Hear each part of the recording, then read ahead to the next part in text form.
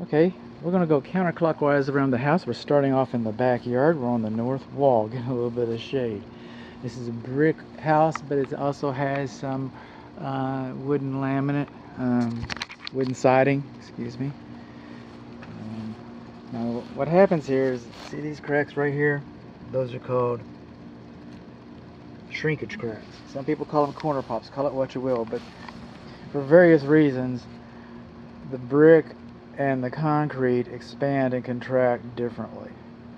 And the pressure always comes to the corner, and it manifests itself like this. It might be a brick issue for your brick siding, but it's not a foundation issue. It's not a foundation issue. And it might be a termite issue, because termites can crawl up inside those cracks into the house unbeknownst and unseen. Okay, now most of the house is brick. Okay, brick is a great building material. Okay, this home could burn down. I hope not, but it could burn down, and you could use the brick again. The brick would be fine, distressed. Now, brick is also a great insulator against heat, and noise. But one characteristic about brick is it's very porous. When it rains, water goes through there. Lawn sprinkler. This house does not have a lawn sprinkler system. When the lawn sprinkler goes on, it goes through there. That's why we don't direct our lawn sprinklers on next to the house. So we have these things called weep holes. We're supposed to have those. They run around the perimeter of the house. Those are by design. That's not missing mortar. Okay, most of the time, all that comes out of there is vapor. You'll never see it. Sometimes I say you'll see vapor, but anyway, no. But if you have an event inside, water will come out. That's what they're for. And then, when you have a fenestration, that's French for hole in your wall. I mean windows and doors. Okay, when you have fenestrations like this, I have lintels, these metal lintels. Then also, weep holes should be over these windows and doors, and it's not. And we're missing weep holes. All right. Now these windows up here, they do not have lintels, so they don't have to have weep holes. Okay. They're not supporting brick.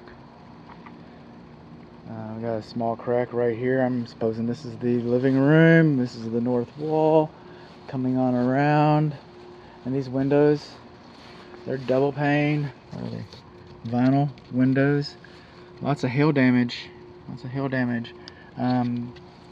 So the, oh, that's another fogging window right there. And that's a broken window right there. Hang on, I'm taking notes. I'm a note taker. Okay. Oh.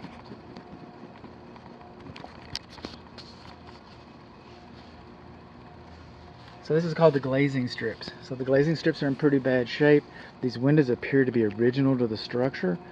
I'm counting right now. I'm counting so far. I've counted like 5 fogging windows. So it might be time. It just might be time. So coming on along, we've got between the lintels here, we got a horizontal crack in the brickwork right up there.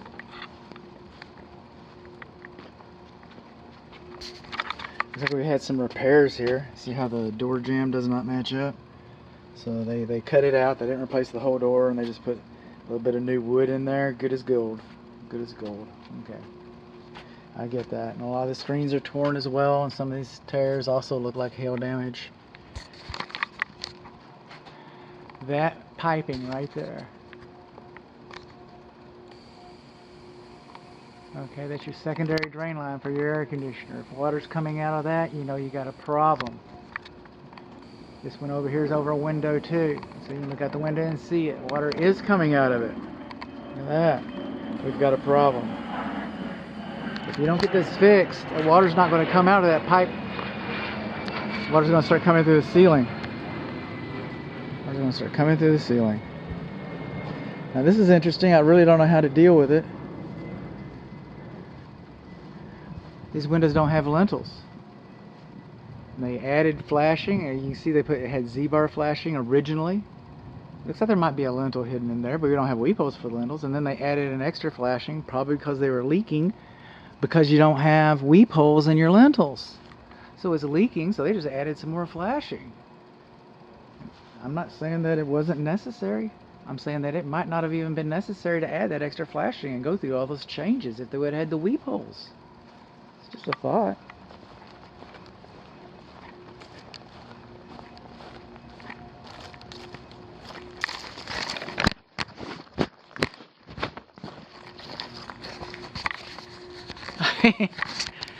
Yeah. Just checking out some roof covering. We don't have any rain gutters on the roof. No rain gutters. So the water just splashes down, splashes onto the patio, splashes up and rots out the door. So you keep replacing the door. A rain gutter might go a long way towards helping you, just saying. Now, this is a long brick wall. Got it? And we're, in this part of the country, our soil moves quite a bit. And we expect these walls to move. So this is called a control joint. Some people call them expansion joints. Call it what you will. But that's supposed to be there to absorb it. It's like the ones that are in the streets. Now, every year or so, you're supposed to come out here and check it because it is a sealant. It does dry. It does pull away from the brickwork.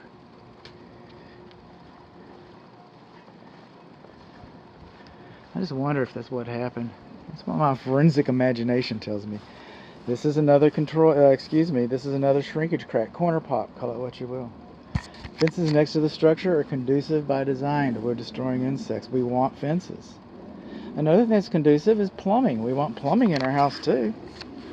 Got a couple little ants and bugs around here. Nothing looks like a wood destroying insect. We do have insects. See those ants right there? Those are not carpenter ants. They're not.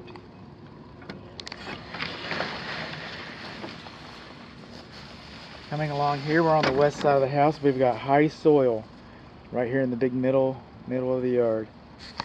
All right, and not so much all this brickwork and no movement. That's just really, really impressive.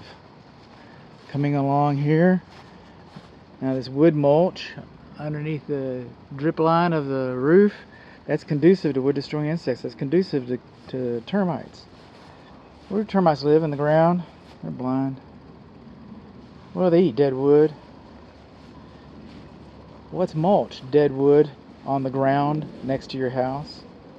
Oh, that's called a clue. It's called a clue. Coming along here, torn screens, fogging windows,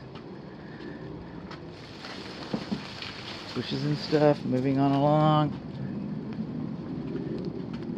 Okay, I'm just checking for power at the receptacle outlets because the garage is too crowded. I'm afraid I'm going to trip a GFCI and not be able to reset it. So the conditions are limited to that. We do not have weep holes. Now right here, you see how dark the brickwork is?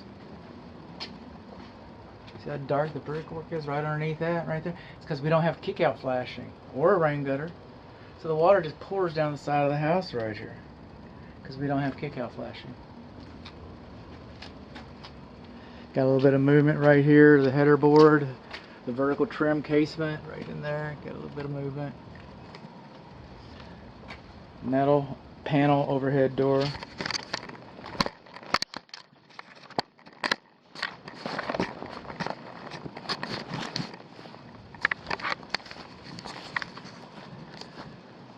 Going along. Screens are torn, screens are fogging. Now the thing with fogging windows, I'm going to stop here in the shade and talk. Got a little bit of movement up there. Thing about overhead, double pane windows is that the seal is compromised. At one point there was a vacuum between the two pieces of glass. On some higher end glass windows, they put something in there like argon. And okay, I used to think they put nitrogen in there, but that's what air is. That's how the dealership gets you with their tires. Oh, we're going to fill them full of nitrogen. You mean the same stuff we're breathing? Okay. So, but anyway, some of the more expensive windows, they might put argon in there, but they'll put a vacuum in there at a very minimum. The seal's broken. You lost your seal, so you lost your vacuum or you lost your argon, and then it was replaced because nature hoards, a vacuum, and so it comes in and fills it full of air. And right now it's 60 degrees humidity today. So what's in air? Water. And so now it looks like a science dish. That's what it does. something like that. A tree shouldn't be closer than 25 feet. Shouldn't be closer than 25 feet to a slab foundation, any foundation really, to make room for root growth. Okay, you don't want it to affect you. Now there's a real good corner pop. Okay, that's a shrinkage crack, all right. See, that could be holding up the brick. That's why you want to fix something like that. Okay, so that one will make the report. Mailboxes are beyond the scope. Well, actually, mailboxes are beyond the scope. Curbside mailboxes are beyond the scope of this inspection. You think the ground moves around here? You think it moves? Those mailboxes are leaning. Leaning Tower Pizza don't have nothing on those babies. Okay. Moving along here, we got a wooden chimney, fireplace chimney, a wooden fireplace chimney with a cap. Okay, right up there. That's what we got.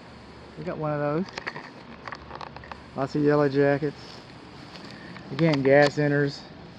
I say again, but you're going to hear me say it again and again, that the gas enters the east side of the garage. The electric meter box is on the east side of the garage. You're going to hear all those things. Grounding rod has not been properly buried. You're going to hear those things. We're going to talk about them more. Control joints. We have soffit vents and passive wind turbines.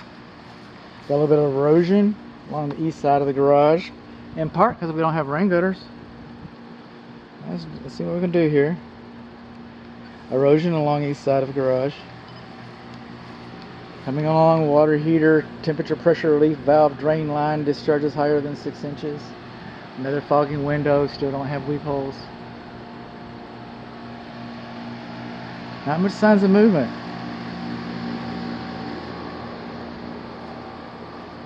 Another fogging window.